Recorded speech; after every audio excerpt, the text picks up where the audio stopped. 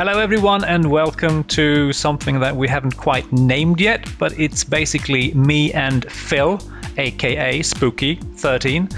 It's going to do some talking about E3 this year. And how you doing, Spooky? I'm all good, thank you. Caught up on a bit of sleep after watching all of E3 now, so I'm good. It's actually hard work just to, keep an eye out via the internet, as opposed to being there. Yeah, mainly because of the time difference. So, conferences starting at like midnight, 2:00 in the morning. To be fair, I actually checked them out the day after, so I didn't really sit up all night. So I'm feeling pretty rested. So no, I'm not as hardcore as Phil. Yeah, I was stupid and stayed up to watch them. It's kind of fun to do the live thing, although the kind of stuttering, stream is kind of annoying. But yeah, they did kind of lag in places, but it was worth it though. Yeah. So obviously neither of us have been there this year, and I've never been to E3 before. Have you been there, by the way, before? Never been, no. Unfortunately not. I would like to go one year though. Pretty much same here. So let's dive straight into it. Shall we begin talking about the shoebox? Oh, I'm sorry, the Xbox One, which pretty much everyone seems to be talking about. How do you feel about the Xbox One? Don't know where to start, really. Same here. It's expensive. That's obviously. true, yeah. It's got a huge camera thing sitting on top of it, Yeah, what it's doing is raping it or something, I don't know. Yeah, it's got Big Brother sitting on top of it. Yes. I'd say, I think for me, the main one was just the price difference when they announced it at $499 and then 449 like UK pounds sterling, and it's like, well, technically, given exchange rates, that should be about £350 really, but no. So it's pretty hefty, really. And I can't quite understand why they decided to add I can understand in one way, but adding the Kinect really must be a huge reason for why the price is so high, pretty much. Well, yeah, Kinect, as far as I'm aware, retails for on its own, or the current one, for about £100 anyway. So really? If you want to buy a 360 and Kinect, you're still looking at a hefty price tag. So obviously putting it all in one box has certainly ramped the price up on that. And as I said, you've got no choice in it. The Xbox won't work without the Kinect on it, basically. So I think you're forced to use it now, whether you like it or not, right? You have to have it on so it can check you out. It could be fun though if you could, if you know someone's got an Xbox, you could just shout through their letterbox Xbox off or something like that. And not too sure if it's toned into your voice or not, but I've no idea really how that. It's kind of not completely clear how all that works. It seems kind of cool, and I think the idea is not bad. I've used a Kinect before, and it's like, they are fun for the first couple of days. You can just sit there and say Xbox on, and you can wave your arms around like you're in Minority Report to go through scripts and stuff. And of course it doesn't work, but it's fun. Yeah, like I say, the first couple of days you're like, this is really cool, and then you're just like, oh, where's my controller? I'll just go through the menus using an analog stick or a D-pad or something. It works just fine. I reckon it's kind of like the novelty wears off a bit, unless of course they've improved it so much that it actually kind of works in a good way with the more advanced games. I don't remember, From Software made a tank game, what's it called, Tank Commander or something? No. Which was very much heavily into Kinect. Oh, control. I know the one you mean, because the one that came out before that was one you got like a massive big controller with it, which was absolutely awesome. Was it PlayStation 1? It was huge. Yeah, that's right. Yeah, it was absolutely massive controller with all, looked like being in a tank with all the controls on it and stuff like that. Exactly. And now you're just flailing your arms about and looking ridiculous. Though, yeah. As I said before, I like my gaming, but I like my gaming to be just, sat on the sofa, nice and comfortable, and not have to, flail my arms around or anything to do something. So yeah. But from what I understand, the new Kinect does work a lot better. It's a lot more sensitive and things like that. So it is a really big improvement, but still not my sort of thing, really. So yeah, I think I have to agree. And saying that, I'm just going to mention I'm not, I don't hate the Xbox or the Xbox One. I've been playing or been owning a PlayStation 2 and 3 pretty much so far, but I'm not a Sony fanboy, if anyone should suspect that. I was actually considering the Xbox One for a while because I was thinking about changing my system, but yeah, it's not going to happen, I think, as of now at least. So I have friends who've got an Xbox and we've been playing it, and I do like the 360 a lot. It's a really good console in many ways, and I like the controls even. But yeah, the Shoebox one, I'm not so sure about that though. I'm sure it's going to be lots of great games. I mean, the lineup was pretty good. Yeah, I mean, it's early days at the moment. This has only just been E3, and we've they've only just said that consoles are out in November or holiday season, as it were. So, this is early days for a console yet. So, we can sit there and go, oh, there's only this amount of games on that console or that console. But like I say, we've still got, I'm guessing another 8 odd years of these consoles. So there's still going to be plenty to come out on them in due course. Yeah, so let's not be too hard on it, I think. Oh, no, no. And I mean, to be fair, the Xbox One's game lineup was more interesting than the PlayStation 4, I think. Just on top of my head. Yeah, just going from, the exclusives alone. As we briefly mentioned earlier, Titanfall just looks amazing from what I've seen, and really promising. Yeah, that looks like a really good game, and I can't remember what else they had. Also, they showed off Dead Rising 3, and they said that was an exclusive. But which one was that? Come again? Dead Rising 3. Oh yeah, that's the zombie one. So yeah, Dead Rising exclusive Xbox. Yeah, they said exclusive, but I'm not too sure because I know when Dead Rising whatever came out on the 360 as an exclusive, but then came out on the PlayStation 3 as well anyway. So I don't know whether it might just be a timed exclusive, as happens a lot. Sometimes they get it for 6 months to a year and then it will come out on another console. So it's a better move to do that, I think, to try and get some more coverage. Yeah, because to me it seemed like a strange move because Dead Rising's a Capcom game. And it is, right? Yeah, and it's like, they're a big company. Why restrict yourself to just the one console? But yeah, excuse me. I think they're going to be strategic about that. Yeah. But there was also, I think, Sunset Overdrive from Insomniac Games was exclusive, and Quantum Break from Remedy. That's according to my notes. Yeah. Both exclusive. Yeah, I mean, that Sunset. What was it? Sunset Overdrive? Sorry. Sunset Overdrive, yeah. Yeah. Zombies meets Mirror's Edge with some infamous. It kind of looked like Time Splitters to me as well. Oh yeah, that's very true. Yeah. Which was a great game and really deserves a sequel by now, but was that not going to get that. Was it Insomniac who made Time Splitters? No, it wasn't, right? No, it was Free Radical Design. I think it was developed. Oh, right. Now known as Crytek UK. All right, and published by Eidos. Okay. I did not know that. No. But yeah, that one looked really good. That Quantum Break from Remedy. Quantum Break, sorry, yeah. I'm having a brain fart at the moment. Can't remember the names of stuff. It's Friday, you're entitled to one. Yeah, I mean, they said that what you're gonna see now is in-game footage, but it just looked like a cutscene to me because there didn't really seem to be, whether it's just really snazzy camera angles in-game or something, I don't know. But and here's the thing. I mean, when they say in-game, rendered in-game engine, that could very well mean the game or the engine is running at 1 FPS and just basically generating an AVI file or whatever. So it doesn't mean that it's actual gameplay rendered. I mean, that's the thing, because they can say, this, what you're about to see is rendered in game.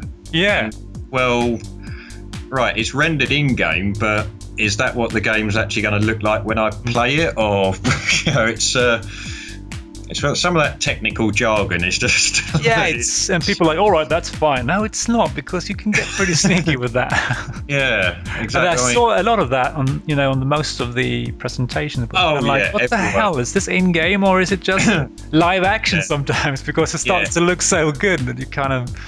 Sure. Every company does it. They always show, oh yeah, this is in-game, but it's like, yeah, it's in-game, but it's not actually someone sitting there with a controller playing it as such. So it's a very sort of weird way to sort of word it, I suppose. But so from either way though, it looked good.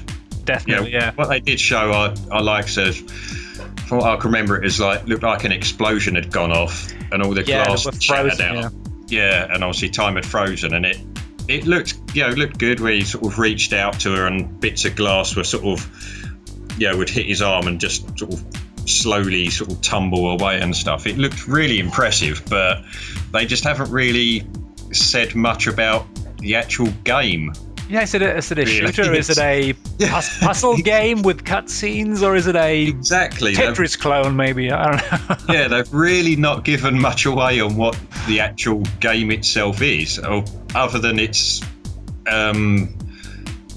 I believe it's got something to do with a TV series as well. Yeah, I made a note about that as well. So that's kind of. I'm not sure. Well, from what I'm aware, Defiance isn't exactly doing too well at the moment, and that was a TV game tie-in. So, I mean, given the fact that making a fairly complex game today requires a huge budget, and trying to make a TV series that interacts with, or them interacting with each other, it's going to be so expensive to make that work well. I mean, I don't see it happening, but maybe I'm hoping I'm wrong, because it's a pretty. Well, yeah. I mean, as always, I'd like to be proved wrong on these sort of things. Yeah. It would be nice to see that.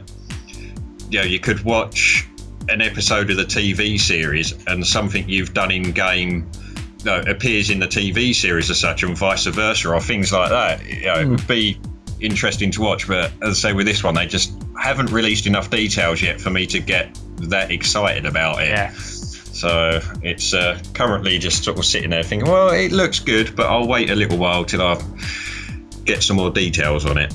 Definitely promising, but I think you would have to buy an Xbox, because I think it was a exclusive title. Yeah, that one's an exclusive, yeah. And you've already pre-ordered a PlayStation 4, so haven't you?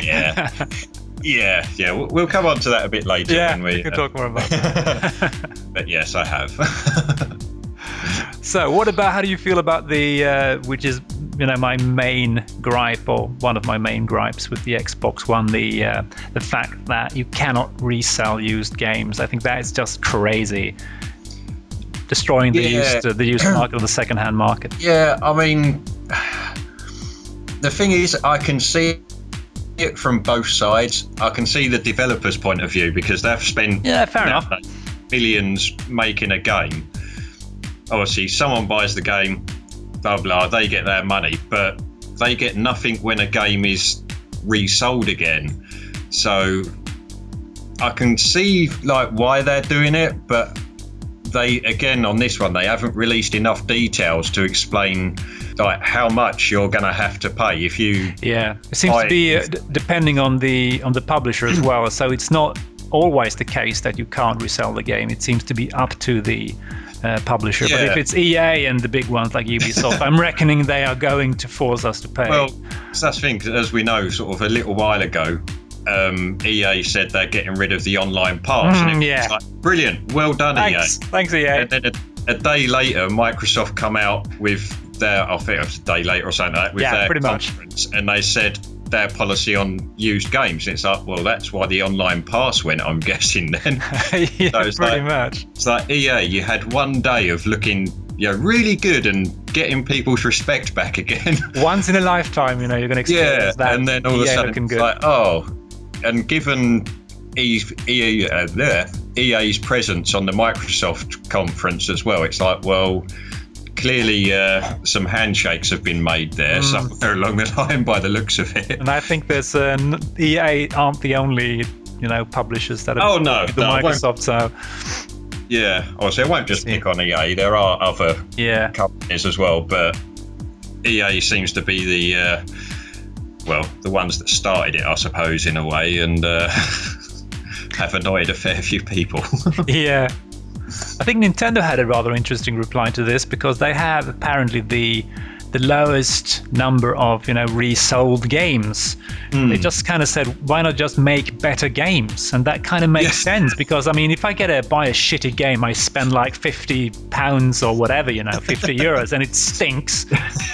I mean, like, yeah, I'm not going to take give any examples, but then I just want to resell it and get a better one.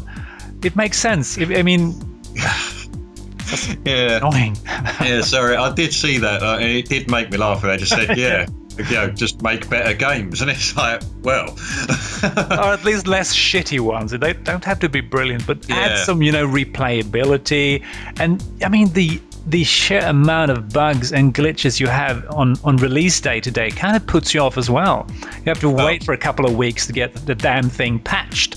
Yeah, as I said about The Last of Us, which I just picked up with the save glitch in it. It's like, it's day one. I've just got the game, and already the game won't save, so you have to replay right from the start again if you didn't set it up properly. So I lost an hour and a half. And your friend lost 6 hours, I think. Yeah, my mate was playing it for 6 hours before he discovered this glitch. So I mean, that's maybe not enough for you to resell the game or take the game back. Oh no, it's not enough. Sell it on, but as you say, it's like, it should have, considering the amount of delays that game had sort of from release date and stuff like that, you would have thought that something as basic as saving your game would work. I can't understand how it can be so glitchy. It's like, wow, mind blown. I mean, but I will say that that's one thing I did miss was the Nintendo conference. Yeah, I just kind of saw a short break, short summary. Pretty much the usual games like Mario, whatever, 3D, Super Mario Kart. I mean, the surprise was Bayonetta 2, which was a bit of a surprise. Yeah, I did watch that one, though. Yeah, and that was exclusive as well for the Nintendo, the Wii U. That made me a bit sad, because I liked Bayonetta on the PlayStation 3. I liked the first one, yeah. It's a good game. So that's a bit of a shame, but yeah, that's pretty interesting. And also the fact that the Xbox insists on calling home once a day. I don't get that. Why would you do that? I mean, my internet connection is, I'm probably sure, better than most people. Perhaps it's really good, but that doesn't stop it from every now and then screwing up.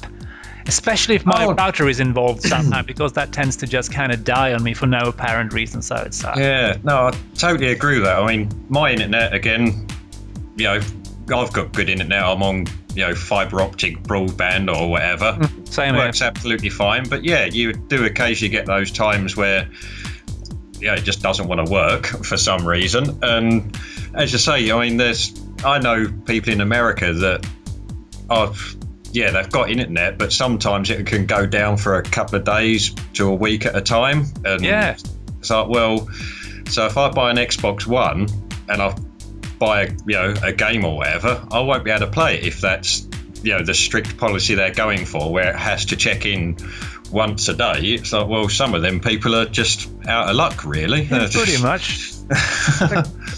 And if you want to go on vacation, if you want to bring your Xbox One and out in the countryside, then forget about it. Pretty much. 24 hours, then it's doomed. No more gaming. Yeah, I mean, makes no sense. I don't know if it's true or not, because it is something I read on Twitter was a response from the guy doing the Microsoft conference afterwards, where he said, when he was asked about it needs to check in once a day, and people aren't happy with it, and he said, for people that aren't happy with it, we've got a console. It's called the Xbox 360. Well, that's nice of him. So yeah. Yeah, it's like that's not the point, really. No. You shouldn't be saying, if you're unhappy with this policy, buy a 360, because to be honest, they probably already have one anyway. So yeah, and then they're going to pull the support on the servers anyway. So if you want to patch and update a game, you can't do that after a couple of years either. So then you can't use the 360 either. So I mean, as we know with old technology, even with Windows, after a while, if you've got an older version of Windows, they stop doing updates and things like that, which pretty much forces you to upgrade anyway. You've got no choice. Yeah, precisely. So, like I say, with the consoles, obviously we've got these new ones coming out, but how long is it before they pull the plug on the old ones? So pretty much. So it's a poor argument, I would say, really, to use that situation. It was not smart. Not smart at all. No, not a good move.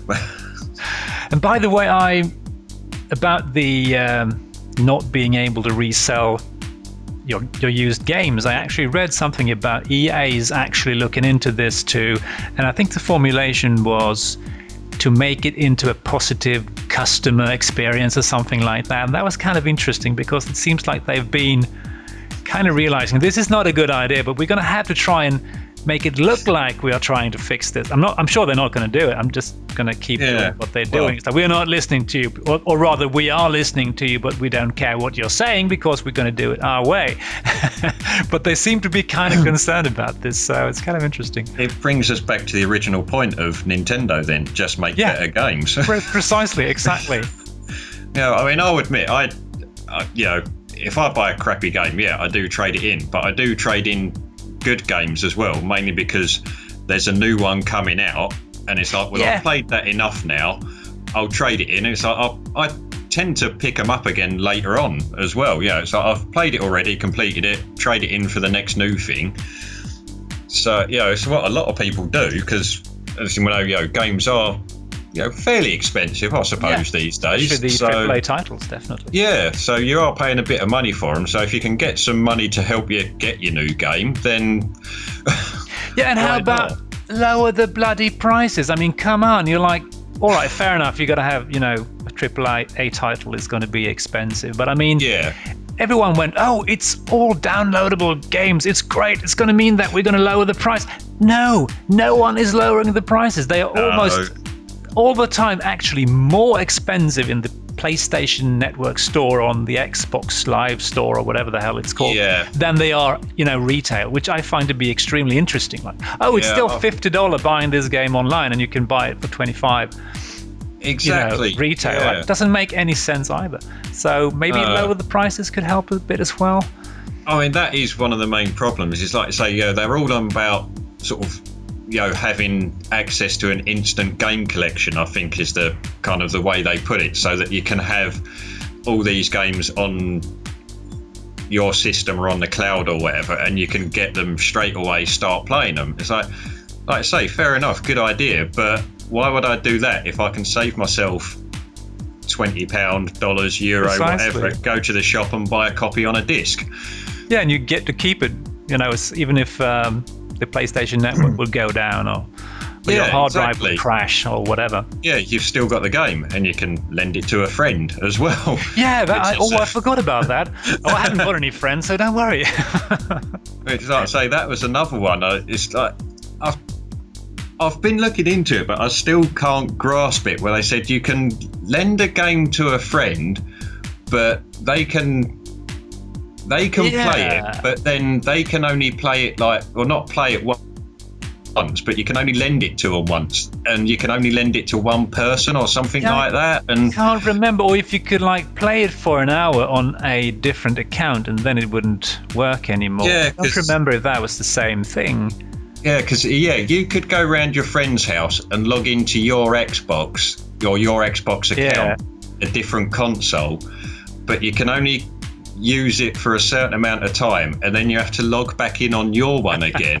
and when the counter starts ticking, it's when the Kinect can't spot you in the room. As soon as you leave the room, all right, the counter is ticking, you now have 15 minutes to play this game somewhere else. Run, move. Obviously, if we are getting any of this wrong, feel free to correct us, because please. As I said, this is just stuff that I was on Twitter the entire night during these conferences, and obviously there's a lot of information coming through, and especially with the Microsoft one, no one understood a bloody word of it. And they've already revised it at least once, as far as I know, and it didn't make much more sense to me either. I kind of read about it, so by all means, if we are completely wrong, please correct us in the comments or whatever. So I want to know. I want to get some insight into this and have some sense made. I'd say that was my problem, was I just looking at it and well, someone said that, or a Microsoft exec said that, and then after the show they've tried to explain what it meant, and it was like, you've made it even more complicated. Yeah, and the thing about 10 people in your family can play the game. Well, how do you define family? Do you take snapshots of your 10 family members with That's the Kinect? what the Kinect is for, isn't it? It's gonna scan in everyone that's lives in your household or something like that. And yeah, that one I didn't get, where it's like, the console in your home, 10 other family members or whatever are allowed to use it or something. Is that just different? You can have 10 profiles on it, or I just didn't understand it. No, neither did I. It made no sense whatsoever.